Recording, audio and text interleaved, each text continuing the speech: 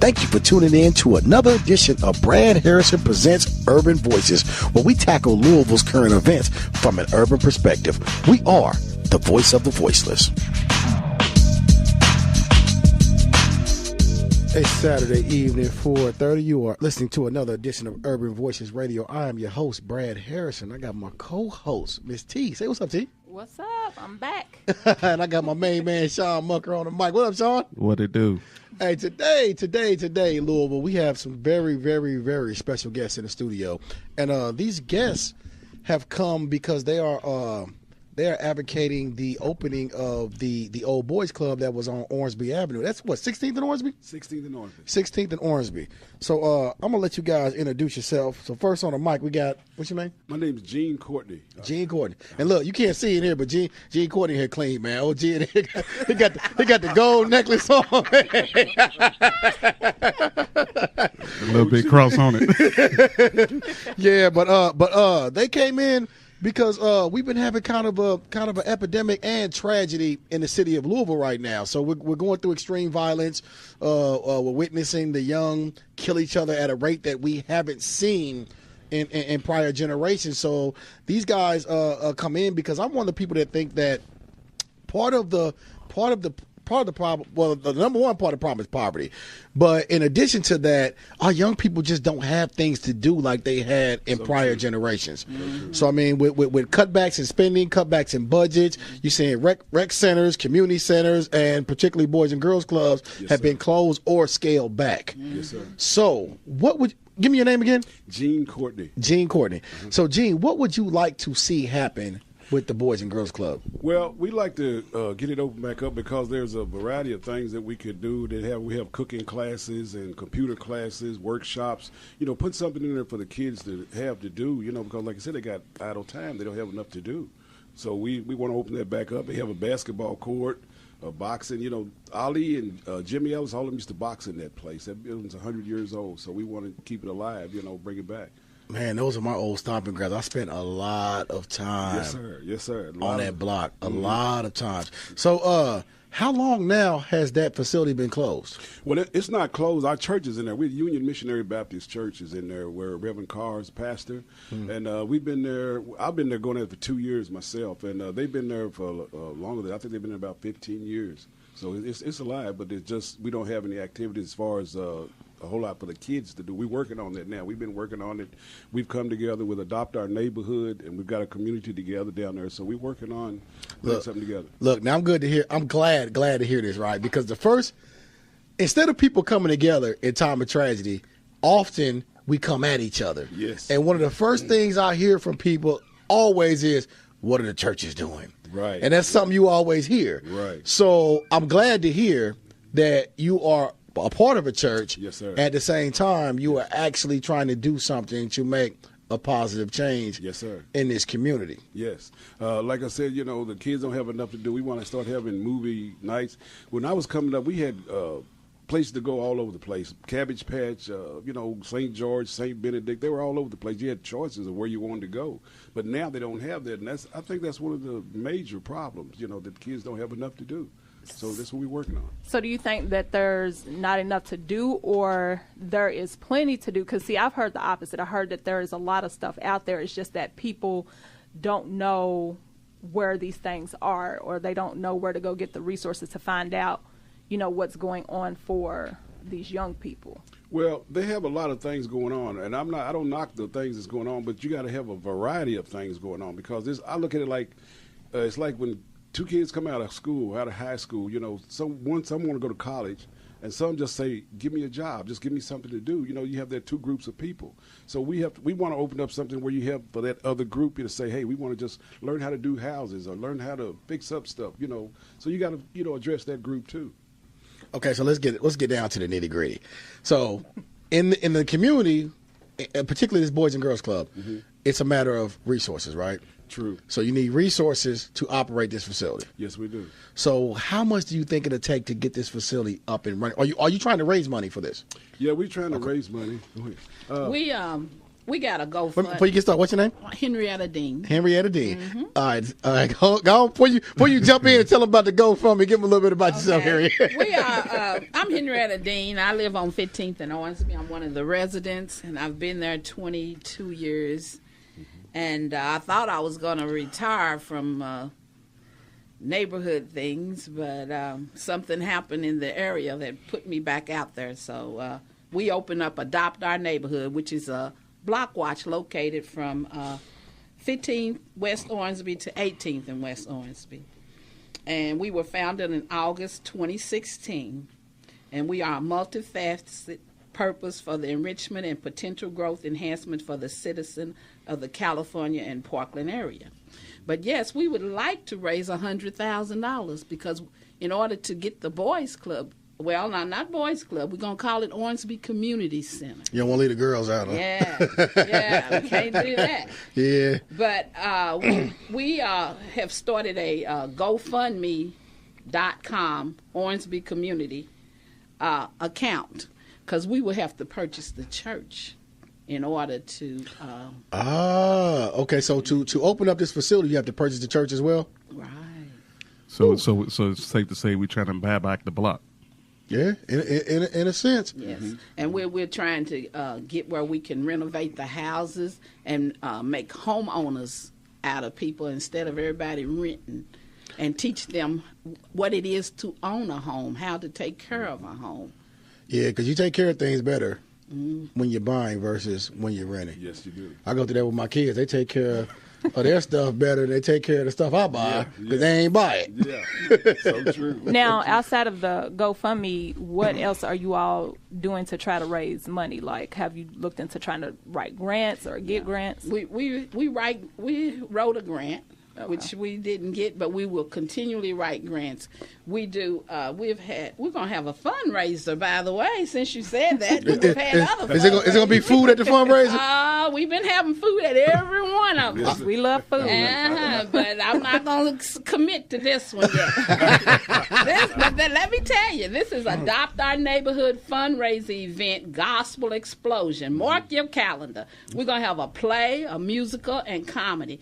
Saturday, July the 8th, 5 p.m. to 7 p.m. at Union Church, Pastor Carr, 1614 West Owensby, Louisville, Kentucky, 40210.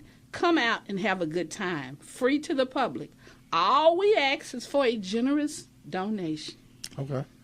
So you're gonna have some comedians there, some performances, and some food. He's still trying to get that food in there. Yeah. And you know what?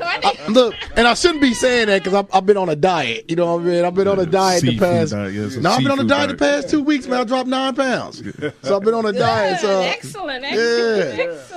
So, but now I want to come out and check. Look, that block, particularly that block alone, it means something to me personally.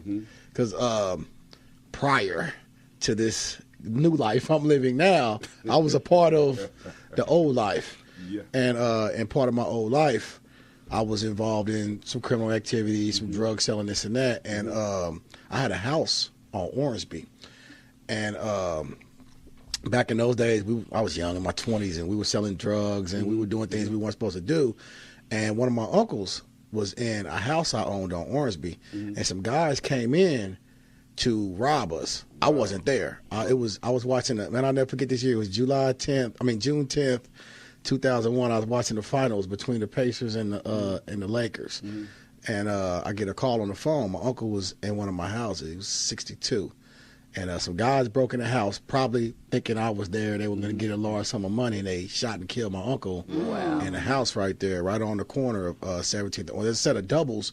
If you go to, that corner I was telling you about, Baldwin is the street. Baldwin, right. So if you go on Baldwin, there's a house on the corner, then there's 2 set of doubles. Right there in that second double. Duplexes. Is where, duplexes. Mr. Proper terminology. Well, but they were call duplexes. Like but ordering drinks. Yeah, they came in and they shot my uncle and killed him. So that particular block kind of means something to me. So anything I can do to lend a hand in this community development, I will. I absolutely will. Because I believe as a person that came from the streets, that helped I feel like I helped put the community in the shape that it is in now. You know, I mean, we weren't out doing what these youngsters are doing now, but I feel as a person that helped destroy the community, I owe it to the community now to help rebuild the community. So anything I can do. I used to play ball down there, you know, at the basketball court outside that boys club, so I know exactly what you're talking about. Okay. So anything I can do personally to bring some attention or help raise some funds for this, I absolutely will. Appreciate that. That's what we are working on now, you know, is getting it out there, letting the public know what we get ready to do, because we've been kind of low-key because we've been putting the community development together first. You know, you got to get together with the community. So that's what we've been doing so far. You got the community together, adopt our neighborhood. So we're working with the church. And what we do, another thing that we do, we have a monthly newsletter that we will put out, and I'm going to share this monthly newsletter with you. But I tell you, David James, our older person, he's been very helpful. Yes, he has. In fact, we will be having speed bumps put out on Owensby in late July, and they have increased our lights around the street. So having a block watch is very important. That's one of the another things we want to do. We want our light to shine on our block watch where we can go out and help others to start it, because it makes a huge difference. It does. It holds people accountable. It So, and that neighborhood was never really a bad neighborhood. Has it gotten worse over the years now? it's gotten better since last year. Since Because we last are year. not going to allow it to get. Okay, so this block watch is a year old. Is that what you're telling me? It's a year old. Okay. And that's how it started. See, my daughter, she was coming in and she got somebody just started stabbing her while she was sitting in her car at about 3 o'clock at night. That's what got me back out here. Your daughter? Yeah. How old is your daughter? 26. She was coming in from Was this Ford. random? Yeah, just random. Wow. Just random. She was sitting in the car. I guess he was trying to rob her. I don't know. Right. But anyway, and by that time, see how God is? God Jean brings it was together. coming down the street about the same time, wanting to start to get the block. No, get the Ormsby Boys Club. Ormsby Boys Yeah. Club going. So we said, well, I tell you what, I want a safe neighborhood. Yeah. And all of it together, just Yeah. connected, Sure just did. connected. So, and me and him been We been pushing rolling. it. We meet Yeah. every Wednesday night at 6 o'clock, from 6 to 7. You're out by 7. Mm-hmm. We are very organized. So you're out by 7. Because you know I go to a lot of meetings and we supposed to be out by 7. No, No, we out by 8:30. no. From 6 to 7, we're very organized. We Okay. do our minutes and we go to the different meetings around town to let everybody know what's going on. Mm-hmm.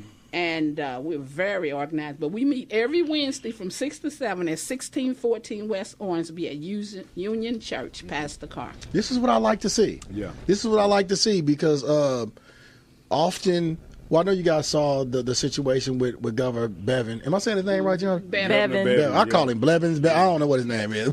But I saw that with Bevin, and oftentimes people wait on the government or they wait on other folks outside of our community to come in and help our community. So being that you guys are actually a part of this community and you're actually out there putting in the work to make change, it means a lot. Like I said, anything I can do, I absolutely will. Because I know these youth are Lost. kind of misguided. Lost. And I don't shun them because I was misguided, you know, but talking to someone or seeing someone that's been there and now on the other side of things, if I can, you know, lend a hand in that part, I absolutely will. Because sometimes they relate to people that have experienced some things that they have experienced themselves. So, And another thing, if anyone wants to know about our organization and what we have done, they can go to adoptourneighborhood@gmail.com.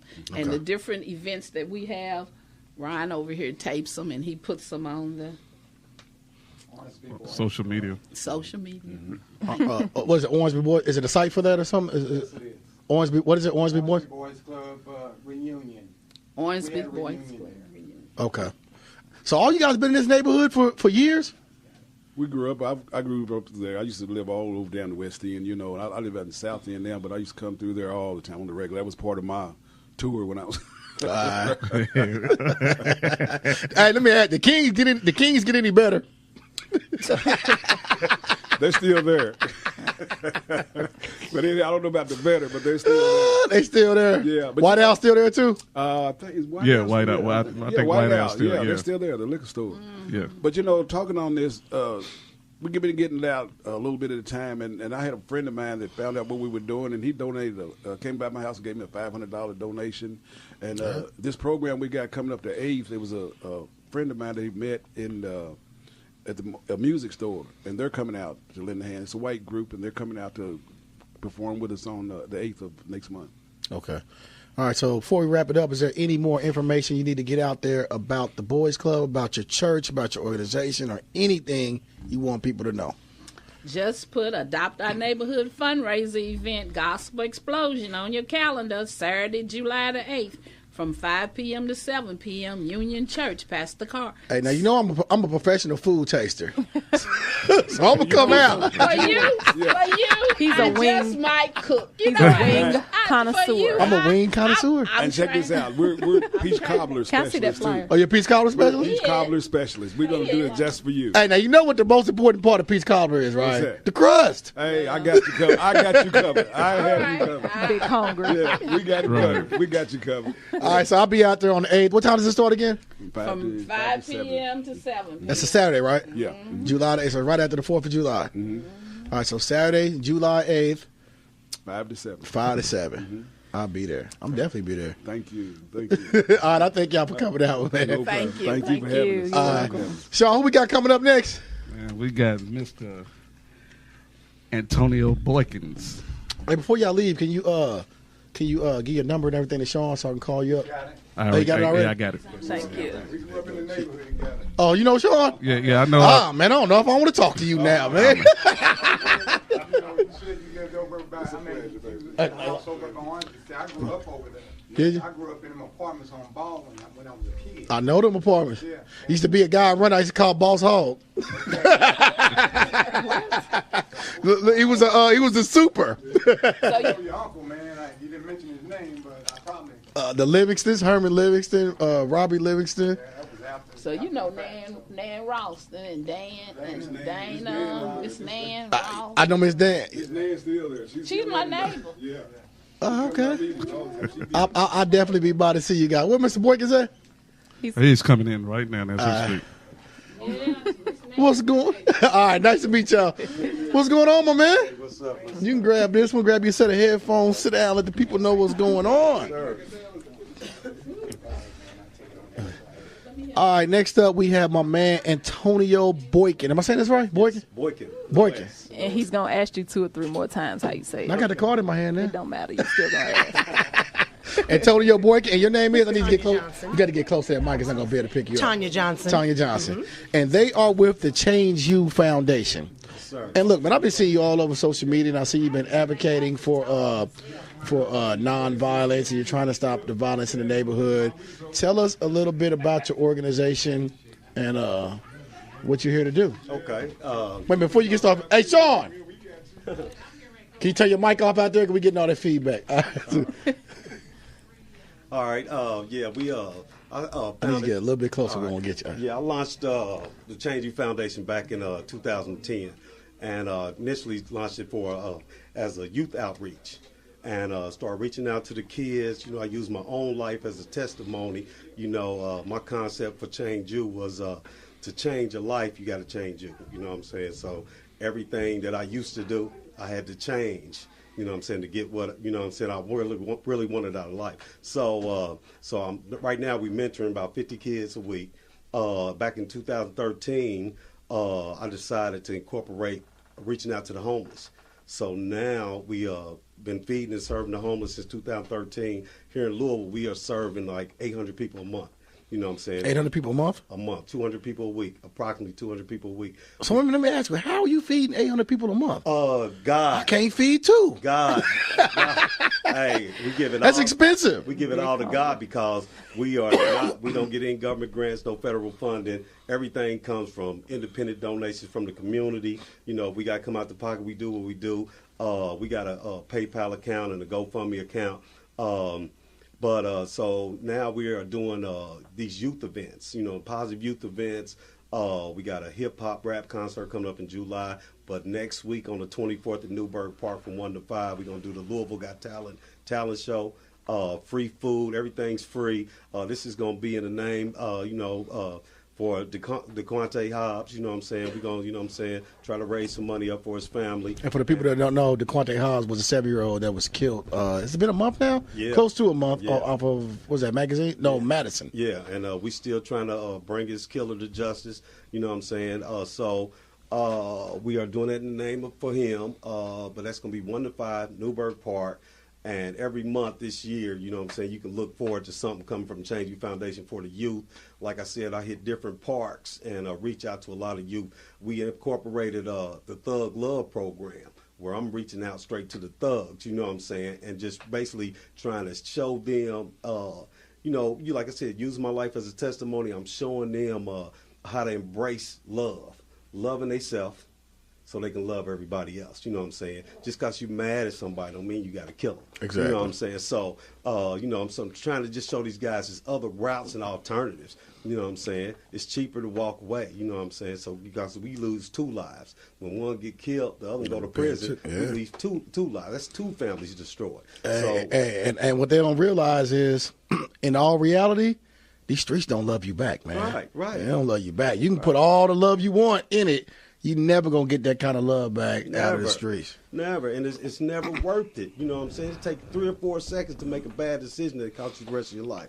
And they need to think about that. So our Thug Love program is trying to reach out to these brothers. You know, crime is inevitable. We ain't going to be able to stop it. But what we can do is try to increase the peace and bring it down. You know what I'm saying? So that's our goal with that. So we got a youth outreach, homeless outreach, where we give out clothes, food. On Sundays, we go to 7th Muhammad Ali from 8 to 9. And the St. John's Day Shelter. On Wednesdays, we go out with another organization called Forgotten Louisville out on River Road, the U of L Rowing Club parking lot. And, you know what I'm saying, it's like hundreds of homeless. And we talking about the real homeless, the ones that sleep up under the bridges. The Skid Row type homeless. Yeah, not the ones that sleep at waist out of the shelters, the ones that sleep in the streets. Right. So, you know what I mean, and it's women, it's kids, old people, veterans, you know what I'm saying? So we go out there and feed them, you know what I'm saying? You say how we do it, it's all God. Hey, let me ask you a question, man. I always want to ask people that deal with the homeless, what do you think causes a person to be homeless? Everybody has their own story. People try to put the homeless in one category. It don't work like that. You got a brother who probably had a guy that probably had a good job, wife, family, everything, and got divorced. When he got divorced, Lost everything. he just, you know what I'm saying? Gave up. Yeah, he just, you know what I'm saying?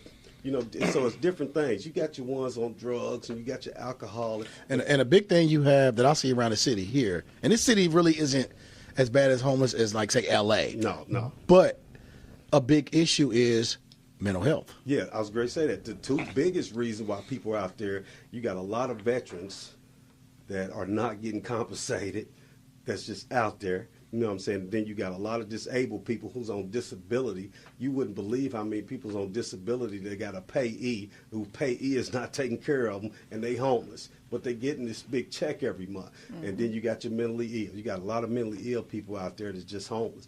You know what I'm saying? Man, how does that work? I mean, because, that's not a serious question, but I mean, you always hear, like when we hear Donald Trump talk, or we hear even Barack Obama to a certain extent, we hear an emphasis on our military. So how is our military so important? And then these vets come home, and I hear story after story after story of vets coming home and struggling. It's been like that since World War I. To me, you know no vet ever, if you've served for the United States of America, should ever be without food, shelter, a job, and when they come back from doing a tour of whatever, they should be getting free help. They should at least get a house. Mental help. A home. Well, I think they do get free VA, right? No. I mean, that's right. You a vet? Yeah, I mean, I'm a vet. You a vet? Yeah, I was in the Marine Corps. So not everyone gets the free VA. Man, you got to fight for benefits once you get out. And if you get lucky, you might get like 10%. And to get 100%, it might take 10, 15 years. Yeah. Hey, and a lot of vets, especially if you've seen active duty, man, you need mental health. I mean, I can imagine just for me seeing some things in the streets, and that's nothing compared to what someone's probably seen at war. Yeah. Right. If you're at war, man, I know a guy that was in the Vietnam War. He told me that they would set baby carriages up with crying babies in it, and when they walked to pick up the baby, it would blow up. Yeah. You know what I mean? Wow. Yeah. So when you come home seeing things like that, you need. I don't think you ever be straight after seeing. I don't know. I wouldn't. PTSD. That's why, to me, when they come back and they have to get reacclimated to a normal life, like that's one of the things that should be provided is free psychiatric help. Right. That's a struggle. So how do itself. drugs fall into that? Because I know some people self-medicate after. Yeah, but I mean, you got a lot of people that just, like I said, when it comes to the homeless, she'll tell you, Tanya will tell you, she goes out there and she's like real talkative. She likes to speak to everybody. She likes hugs and all that stuff. So she gets to know a lot of these homeless people, the men, the women, the kids, and they know our first names and they see us coming. They happy to see us come, but they all got their own story. You know what I'm saying? They all got their own story. You know, one guy's older. Speak a little bit closer to the mic. One guy, older guy, he was staying with his daughter and helping her take care of the kids, his grandkids. But he couldn't stand her atmosphere at her house, so he decided to go out to the streets and stay. You know what I'm saying? So I mean, everybody's got their own story, but we just go out there, show them some love. If they need, after we feed, we usually take a lot of clothes and shoes and stuff out there. I give it, we get donations, we give it all away. Everything we get, we put 100% back into the community. You know what I'm saying? So. Like I said, we got GoFundMe account, GoFundMe.com/ChangeU2017 and PayPalMe.me/ChangeU2017. So if anybody want to donate, they can send a donation. Our number is 502-822-8677. They can call and text. We taking food, we take clothes, anything that you can, you want to donate. Items. Yeah, non-perishable items, you know what I'm saying? So anything you want to donate, we accept it. Like I said, we don't get no government grants. We don't get no federal funding. We reach out to the community daily. We on Instagram, Twitter, Facebook, YouTube. We got 30 videos on YouTube. You can check us out and see what we do on a weekly basis. That's pretty much it. Hey, so give me a day. What day are you out in the community? I want to come out, is why I'm asking. We go out Sunday mornings at St. John's on 7 Muhammad Ali from 8 to 9. We go out Wednesday evenings from 6:30 to 8:30 at River Road at the U of L Rowing Club. And then we go out different parks on the weekends from like 12 to 2 on Saturdays. And then, like I said, once a month we throw a big event, youth event for the youth. It's all free, cookout, talent showcase, the whole nine. Man, you know what? When I hear you describe these different places that you go to, right? Yeah. I'm glad because I see that, man, you all over. Yeah. This is not just in the black community, the white. You're all over any race, creed, color, sex. Yeah. So you all, and man, you work. It's just you two? Just us. Yes. Everybody else is volunteer staff. We call them in when we need them. I'm gonna come out on a Sunday, man. Okay. Look, I'm gonna give you my number. Okay. I got to get back on Facebook. Facebook they keep somebody reporting me and blocking me. Seen and I'm going through. I just said, man, I just went to when YouTube. When they delete you, all our messages disappear. Yeah. So I said, man, I'm on Instagram. Yeah. So I went to Instagram and I'm on YouTube and I'll see, man. I don't know what's going on. You got to start a new page. I got a hater or something. Yeah. But anyway, I want to come out on a Saturday, man. Okay. Give my number, make sure you call me so I make sure I don't drink that Saturday night. I'm going to come out that Sunday morning. Because you said 8 o'clock. Sunday morning. Yeah. We show up 8 o'clock. And a lot of people don't know this, too. I want to put this out here. We cook the food ourselves. Yes. Okay. Saturday night, cook it up. We cook for at least 100. You know what I'm saying? Then we make like sandwiches. So after we give them a hot meal, they got some sandwiches to take with them. Like I said, they live on the street, so it ain't you give them a hot meal and a bag to take with them? Yeah. Yes. Y'all better than jail. Yeah. We let them have sandwiches and stuff. So, and we have volunteers like friends that make those for us as well. I really just want to really, because I'm not from Louisville. I'm from Indianapolis, but I moved down here some years back, and I just really want to just give a big shout out to Louisville and thank everybody in Louisville that's been supporting us. Because, like I said, because the Louisville is the one who fuels us to do what we do. You know what I'm saying? We don't have no sponsors or nobody, no backers or nothing like that. We just reach out to the community. So everybody in Louisville, much love. Big shout out to Louisville and everybody that's coming together. I went to high school in Indianapolis. I'm from Hallville. Oh, you from out West Side. West Side. From the West Side. I'm from Post Road. Not 42nd. 42nd, man. Focus. Focus. Right, right. This is DeVille. Hey, Hallville was one. I'm originally from California. Yeah. My family is from Indianapolis. So Yeah. I came out with my mom's when I was 17. Yeah. Wow. So I came out when I was 17 and finished up high school in Indianapolis. And but I would come back and forth to visit over the years. Wow. Man, Hallville was, back in the 80s. Look, I'm going to tell you how crazy Hallville was. Back in the 80s, the brothers out there had a song called The Cracks in Hallville. Yes, sir. 10th Street Posse. 10th Street Posse. He just told me some more stories. We do not need this trip. This portion of the show has been Right. Hey, so you've seen it. Is what I'm saying. Yeah, I was there. I was there in the 80s. You've seen it all. More stories. I was there in the 80s. Yeah. So how long you been here? Since 2012. Okay. Oh, you just got here. Yeah. Okay. Yeah, I went to Arlington. I went to Ben Davis. Yeah, my niece went to Ben Davis. Yeah, I went to Louisville Dawson. All right, so plug the foundation again. It's Change You Foundation. It's the Change You Foundation. You can go to our website, www.changeyoufoundation.webs.com. We on YouTube, Instagram, Facebook, Twitter. We got a GoFundMe account, gofundme.com/changeyou2017 and paypal.me/changeyou2017. And our number is 502-822-8677. Okay. So people can get in touch with either you as Antonio Boykin or Tanya Johnson. Yes. So you the Louisville native, huh? I am her. Louisville native, Well, born girl, and where'd you raised. go, girl? I went to Southern High School and J-Town High you School from and Newburgh? Western Middle School. You from Newburgh? I'm from West End. I'm a West End girl. How do you go to Southern? I went to Southern because we lived out, south and stuff. My mother. Okay. Yeah. Okay. Yeah. So I went to J-Town and Southern High School. Yeah. But I'm from the West End.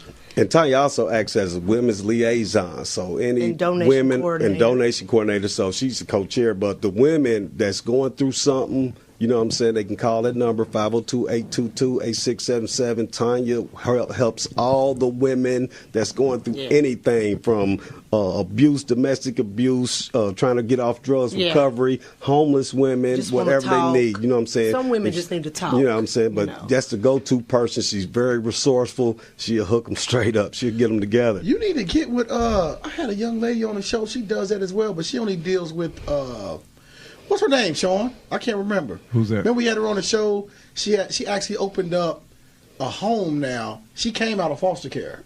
Okay. So she was in a female foster facility, I guess, her entire life, pretty much.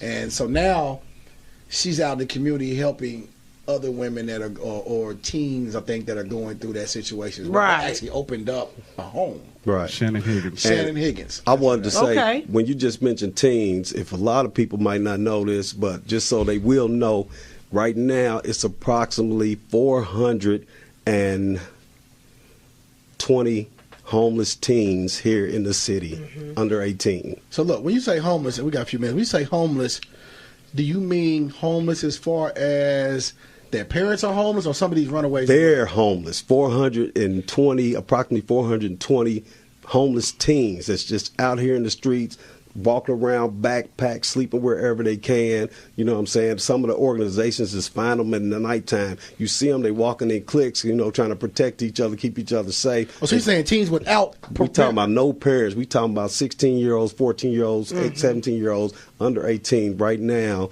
They did a survey. The Homeless Coalition did a survey here in Louisville. Right now, they done found about 420 homeless teens. Right. Man, out come here on, man. on I'm the- gonna come out to. Okay. I'm gonna come out to one of these. You will love one of these events. I need to come out and write an article on one of these events. Yeah, and when you see the line come out, when they see us pull up, you see the line come out. It's a beautiful thing. She cries every I cry time. every time. I just don't know how I'm many sitting here people amazed that two people Yeah. 2 people. Serving out of our vehicle. Yeah. Yeah. Yeah. That's how I Bring started our table, out, set serving up out our the back of the table. car. We used to, when we first started didn't here in have a table Louisville, at first. we would sit the pot on the trunk. You know. Wait a minute. What brought this out of you? Like I said, you know, I heard you say earlier today, you know, in your old life, you was part of the problem. You know what I'm saying? Part of the destruction. I was too. I was part of the problem. I was tearing down the city, contributing to my, you know, doing my part to destroy the city. But, you know, one day I decided, you know, I put like this. I had some near-death experiences. Oh, yeah. Gotcha. And I got on my knees and gave it to God, and God put something on me, and it just grows and grows every day. God's the leader, my leader, you know what I'm saying? I got out the driver's seat, let him drive, That's what and it I is. just followed now. So God put it on my heart to give back, reach out to these kids, you know, use my life as a testimony. So when I talk to them, I talk to them on their level. I don't sugarcoat nothing, raw and uncut, how they and let them know, you know what I'm saying? It's on way But to let, learn. and then, you know, I can incorporate and let them know, you know, at one point, God came in. And when God came in, he renewed me, changed me. So now, you know what I'm saying, I do what I do. And then, you know, one day he put it on my heart. I think I seen a buddy of mine that I went to school with, and I think he was a grade higher than me. And I looked up to him, and he was fly, and he had the girls, and he had the car, and he was homeless. I seen him, you know what I'm saying, years later, and he was homeless. And I was like, wow. You know what I mean? And I hollered at him. I was like, took him out to eat and said, you know, and from that point on, I said, I'm crazy help the homeless. You know, a lot of people say everybody's a paycheck away from being homeless. That's right. You know what I'm That's saying? right. So, you know what I mean? So Paycheck like and I a said, good weekend. it's over. Eviction notice. But I started about a choice, right? helping the homeless and just, you know, one person at a time. A lot of people say, well, if I get some money and I can do this. And I don't told even Tanya, have money I a told lot of Tanya, times. look here, we could go to the GFS, Sam's Club, go to the store. We're going to buy some stuff. We're going to go out somewhere. And we just went out to St. John's one day, and That's it. we ran out of food. I said, we'll be back next Sunday. Now we bring more than enough. All right, man. Well, make sure. And look, I'm gonna put something on. You said something earlier. You said you tell the young people don't do something now that's gonna get you life, right? That Right. brought something out of me. You saw it as well. I went to see the Tupac movie Thursday, right? Yeah. And my man, what's his name? Tiandra. He played Pinky. Do you know his real name? He played Pinky in Friday. Clifton Powell. Clifton Powell was in it, right? OG. Yeah. So him and Pac in prison. Yeah. And man, he told Pac, he said Pac was ready to wild out. Yeah. And he told him, he said, look, man, don't let 50 seconds get you 50 years. Yeah. That's right. Yeah. And that's what these that's all young it brothers takes. is doing out here today, man. They letting 50 seconds get them 50 years. Yeah. We gotta reach them. We gotta reach them. All right, man. Well, I appreciate y'all for coming in, man. Make sure Yes, you get sir. Sean all the info. Sean, can you Okay. grab their pictures real quick before they get out of here? definitely. Make sure you get all the info, man. 'cause I Okay. definitely want. I can't come this Sunday because it's Father's Day tomorrow. Right. But next Sunday, I'll be out there. Okay. Great. Promise. All right. Sean said you ain't gonna keep making him your earning. Hey, can you send the ring, Sean? All right. Thanks a lot, man. All right, appreciate you. y'all, man. Y'all have a great day. All right, you as Appreciate well. you. Hey, Sean, can you send the ring? Yeah, so look, did you enjoy the Tupac movie, Tia? I did. I really did. I didn't understand the backlash. I There was didn't some either. parts that was kind of Yeah, I mean, to me, it was on the same level as Straight Outta Compton. right. And I mean, you're talking about fitting 25 years of this man's life into 2.5 hours. Yeah, it should have been. To me, it should have been done like the New Edition movie for TV, Yeah. spread out over 2 or 3 days, and then Yeah. you could probably get everything in that you need to get in. Yeah. But I enjoyed it. How are you doing, ma'am? I'm fine. How are you? I'm good. Can you scoot a little closer to that mic so they can pick you up? You kind of soft spoken. Hey, Okay. here. No, she ain't. I haven't seen it come out. No. Tony the Tiger ain't came out yet. All right, so real quick, get the people your name. I am Rashonda Johnson. Rashonda Johnson. Yes. And I've been seeing you over on the news and blogs and magazines all over the city, and you have quite a story and a testimony. I do. So let me recollect and correct me if I'm wrong, because Okay. I'm trying to remember. Please correct. But I think the story was, Please. were you homeless at one point? I did. I was. I came to Louisville at the end of 2011 with From where? from Mississippi, What part of Mississippi? Vicksburg. close to Jackson, 20 minutes from Jackson, Mississippi. my daughter went to Jackson State. Yeah. And I've been to Mississippi a couple times, not when she was there back in the 90s. That's another story though for another day. I had a ball in Mississippi. Hey, look, real quick before we get to her, Mississippi was the only place I was in, and we were outside of Memphis, maybe about 30 miles outside of, so we were on the other side. We're outside Memphis, and I had a friend. Matter of fact, it was a town called Shelby, Mississippi. Yeah. You heard of Shelby? Yeah. So we're in Shelby, and the next town, Shelby was just a bump on the map. I mean, trailer homes, they had 3 police, and all of them didn't work the same shift. So I'm telling you, so the next town, I want to say it was Clarksville or something, was a big town over where the Walmart was there. So this is back in the 90s. So we're leaving these towns, going through 2 or 3 towns to get to Walmart. So he pulls up in a barn, inside a barn. So I'm like, what you doing? We pull up in the barn. The barn is a liquor store. You pull in the barn and they drive, but it's inside a barn. We pull in, you go through one side, get your liquor, and come out the other side. I said, oh Lord, I'm in Mississippi. But anyway, so you came up here in 2011? Yes. What brought you to Louisville? Well, actually, I was a financial aid counselor at Kentucky State University for almost 6 years, and I wanted to start a nonprofit. I got my BA in public administration with concentration in nonprofit, and I wanted to go back home to start a nonprofit for teen moms because I had my daughter when I was 13, and one of my friends had just became a grandmother at 30. So I felt like I was called to action to go back home, and I walked across that stage in May. I turned in my 30-day resignation, and on my birthday, my 30th birthday, I left. And though I had been in Kentucky since 2006, I had never been to Louisville. I always shopped in Lexington, went to Lexington. I didn't know about the red versus blue. So you were in Frankfurt, and then you kind of went to Lexington because it was a little closer. Well, no, I just commuted there. I didn't even know about Louisville the whole time I was living in Frankfurt. Never even heard of it? No. Wow. I came to Louisville maybe once with a church and for some Popeyes because y'all the only one had Popeyes. And I left, went back home, and within about 3 or 4 months, I had about $30,000 stolen out of my account. Oh, wow. And I didn't want to go back to Frankfurt. And I found out maybe a day or two before Christmas of 2011 that I had no money. All the money I had saved in my Army benefits. You're a vet, too? Yes, I was in the military, in the Army for 7 years. So I was devastated, of course, and I did not want to go back to Frankfurt. I had left with all these high hopes and dreams, and you just think you out of some place, and then you end up going back. And on my drive up here, I just said I'm just going to stop in Louisville. I didn't know anyone here. Wow. And you never heard of Louisville? No, just worked because I wasn't even from Kentucky. The whole point of me coming here, I came here after Hurricane Katrina. I had a friend in Frankfurt that suggested I come to Kentucky, and I was like, Kentucky? People don't wear shoes in Kentucky. And everybody, I said that, you're from Mississippi. Right, that's what she said. She was like, really, you're from Mississippi? Why would you even? That's the perception, because that's what I had before I came here. See, the first question I asked, the second question was shoes. The first question I asked, were there any black people? I was like, any black people in Kentucky? Right. And she was light skinned, so I really didn't know if she had a grasp on what I was talking about. Right. But no, seriously, I born in Chicago and raised in Mississippi, so now I'm in between my dad and my mom. I kind of, but I love the place. But I didn't know about Louisville until I got here, and me and my children ended up in an extended stay hotel on Preston Highway, pay by the week places. I have 4 children. My oldest, she just got back from the Navy. She had injured herself.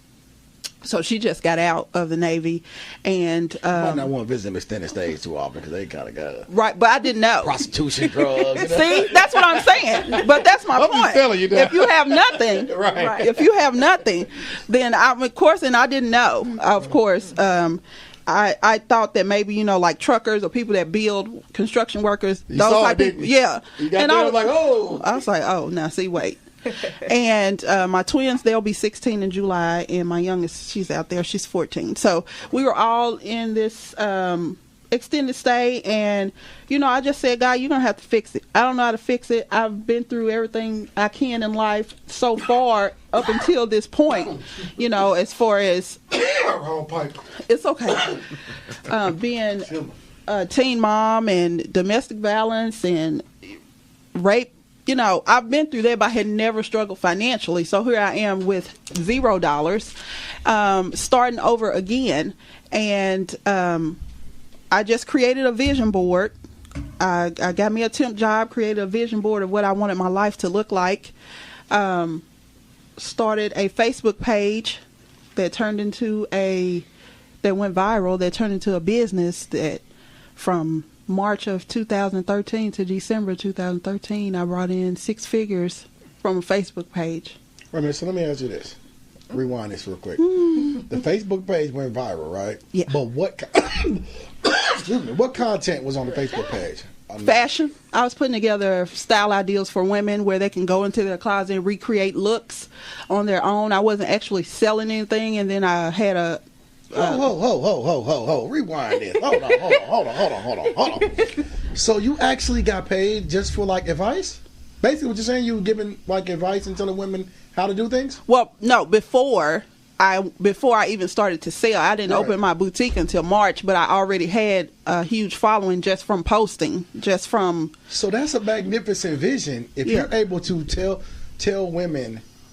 Tell me that. I don't get this. So tell me this story. He's such a man. Yeah. Okay. Well, I don't know if you have ever been on Facebook and seen those little collages that you put together with just the shoes, the purse. That there's nobody wearing it. It's just put together in a collage. He ain't seen it. I'm gonna have to. Have you seen it? Yeah. I'm gonna have to show him. Okay. You're gonna have to show Yeah, I've me. never seen this. And so I started that, and I was up late one night, and I said, I'm going to do this. I saw another lady, I don't know if it was a foreign country or somewhere they were doing. I was like, well, I'm going to do it here in the U.S. And So it's like a photo grid or something, like 4 different pictures or something? it's not a photo grid because it's actually all together. It's not the little blocks that separate them. It's like all on one. You can actually visualize yourself in the outfit. Oh, those shoes go with this dress, go with this purse, go with these earrings. You seen this, Deandra? Yeah, it's something like Trying to say yes, like I'm. I mean, it's like something like a mannequin, something they put on a mannequin, and you know it So gives like- you so like like it's like a you slide it lookbook. up- Can you slide it over? She's gonna show you what's. Okay. I- So you I'll show can you you. slide the images over and change like outfits? Just look. She gonna. No, I'll show you. Hush. Okay. But Well, visually explain it to me, Tiana. I mean, it's just basically it's Like a picture. lookbook. Ain't it like a lookbook? Yeah. And it just has an outfit. I don't know what a lookbook is. Just take it. Look, just imagine yourself with your outfit on, Okay. but you not wearing it. Okay. But look, what about my body type or my, You know what Well, size here's the clothes thing. you wear. The reason why everybody fell in love with it was because when you don't have a person or a mannequin or something in the picture with it, then anybody can visualize themselves in the outfit. I need to get, look, I need Because this. You most of the time, if you have women, women know they're not gonna look. Like if I dress T in it, somebody's gonna be like, "Well, I don't look like her Right, in it, so right. I'm not gonna buy it." She's Right. small. She don't, and if I put a curvy girl in it, then my small women are like, "Well, I don't have those curves." But if you just put it together, and Is that it, T? Like that? Yes. I've never seen this before. I mean, you probably would. I need to do this for men, like with ties and I accessories. mean, that would be dope. that would be dope. Hey, so look, you know Hey, what? I get copyrights on that Look, too. Now let me tell you why this comes in handy. I've never seen that before. I'm impressed. But let me tell you why this comes in handy. A couple weeks ago, I brought a mirror from Family Dollar. You bought And what? a mirror. Oh. You know a mirror that you hang up on your back of your door? Wow. Mirror. Okay, that was ebonics. So look, so you know those mirrors that you hang on back of your door, a full length mirror. Mm-hmm. So I hung it up, and I got it from Family Dollar for $7. So I hung it up, and I wanted to see how I looked. It looked like a funhouse mirror. Like it looked like it was made out of foil, so everything was like big and funny, and I was like, "That's what I get for being cheap." You know what I'm saying? But if I would have had something like that, Right. I would know what shoes go with what shirt, Yes. and that's a great idea. And I had a follower, I think around January or February, was like, "You should start selling these clothes that you're posting about." Right. So at that time, I probably had maybe 20,000 followers or so. I'm gonna keep stopping you. Look, when you were posting that, what is that called again? Like a lookbook or whatever. Okay, we'll say lookbook. Okay, so when you were posting a lookbook, at that time, were you getting paid for that? No, I was actually, when I started in October, I wasn't getting paid. When my following got up to around, 20,000 or so, I had Chinese companies contacting me Like, to post for them. to get paid. Put our clothes on. Did So- you any weave companies? Oh no, they make clothes. So they wanted. So actually, I was sending them business, but they were paying me $500 to post. So I got up to around 11 grand a month just posting stuff for them On social media. Yeah. So when I opened my boutique in March of 2013, I had a lady contact me. She had been following me, and she wanted to hire me as a buyer for her boutique because she liked my fashion sense. Well, within a month, she was like, well, your following is greater than mine, so here you go. I was like, I'm not opening a boutique. She said, I'll help you. So that's why I always tell people, you can't really say you came up, it's all me. There's always somebody. She didn't know me, and she changed my life. So from March to December of 2013, when she said, here you go, you're going to do better than me. Here's all my manufacturers. Here's where you go to buy clothes. Here's how you sell them. This is how you tax. Like, she walked me through it she hadn't even met me personally, just talking to me over the phone, and I brought in 6 figures from Facebook in 10 months of opening all this fair. And every year it has just grown tremendously. So 98% of my customers are really online from Singapore to California. People now this year, because I'm in all these magazines and all this stuff, know that I'm here now. And they come in. I'm open by appointment only, so you have to schedule appointment to come in and shop. But That's what I'm talking about. Yeah. Work where you want to work. Do your thing, girl. It has been an amazing ride. I opened the actual physical style office in September of 2015. WDRB covered that, and that's how I got picked up by the Steve Harvey Show and asked to go on there. Have you been on there yet? Mm-hmm. I was on there January of 2016. Girl, look at you. Yeah. Look, I told you she got pressed. Look, and when Tiandra was like, I'm gonna bring somebody in, and I looked it up, but I didn't know I was sitting in the presence of royalty. Oh no! I didn't know it was this big. Yeah, it's bigger than me. I am a very.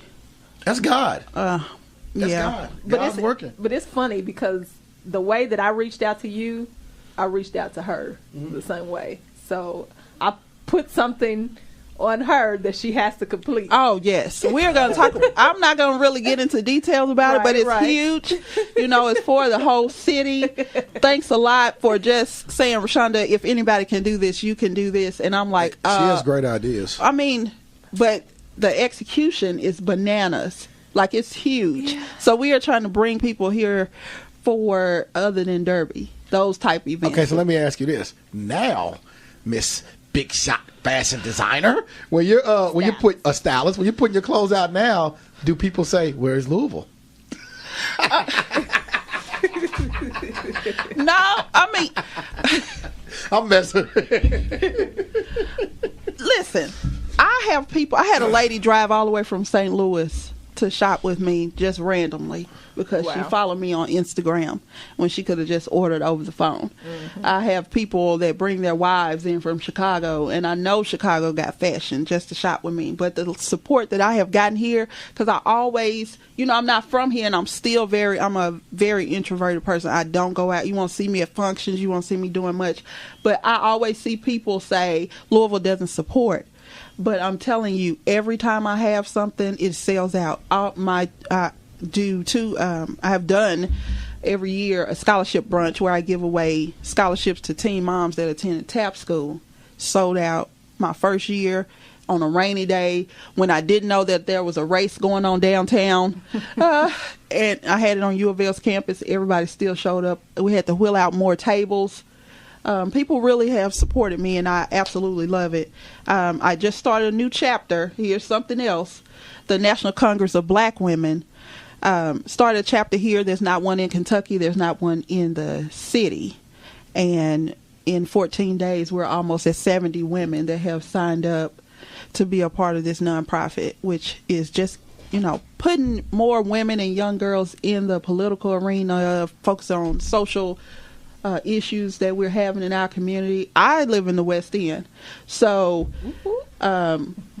when I first moved there, people were like, you're living in the West End. Mm-hmm. I'm saying, you're talking to somebody that was homeless. I don't care where I am. Right. I had no clue of if that came with a stigma or not.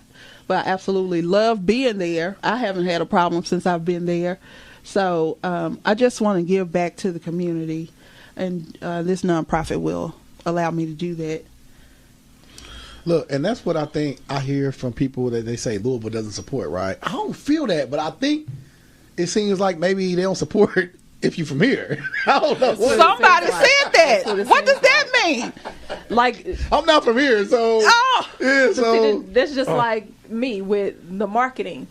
And I told you this. Like, the people, when I first started doing marketing, everybody that I was doing business with was out of the state of Kentucky. Yeah. So I don't know what it is. I don't know. I don't know if it's a mentality. They support me. Yeah, they support. That's why people are like, "Where's Brad? He's on Facebook." And she asked me, "Have you met Brad?" No. Look. So when I came in, that's your full name, Brad? Yeah, Brad. It's not Bradley. My grandfather called me Bradford, but it's just Brad. Okay. I was like, no. So I looked you up. I was like, oh, that's awesome. See, I didn't know. So look, I'm gonna tell you now. They don't even know yet, but I'm launching UrbanMaxx TV. Oh, wow. And it's going to be a YouTube channel. And now that you're here, I'm holding you to being a guest. I need you to be a guest on my show. See what happened? Both of you all are bullies. Okay. See, She's going to be on the show, too. Yeah, so you don't know it yet. I'm the only one that's not a bully on the show. I get bullied. Okay. I'm glad I'm not alone. I'm not a bully. I believe you are because, look, and then now it's rubbed off on Brad, but maybe he just was one all I'm along. going to reach out to you. I need you to be a guest on the show. Just a little quick. But it only took, two years of me telling you needed to move in that direction. Yeah, she did tell me this like probably 3 years ago. Oh, you be right one time, boy, I tell you. You be right about something. I just want to see people again. I don't care if it's several times. I'm just going to say one. You're right one time. And look, hey, I'm working on the projects just to get them underway. But it's a huge undertaking. It is. Okay. Since you guys got all this secret stuff going on behind our back, but I get it. I tell her, I try to, tell you. Well, I said I can't announce it till it's done. It's all good. Yeah. Because I don't want to speak it, right. and Well, then it doesn't come to fruition. People here, they will hold you to it. So if you put it out there too early and it doesn't get done, they like to revel in you not accomplishing something. Yeah, and I've never not accomplished what I said I was going to do. Yeah, so. Ask my ex-husband.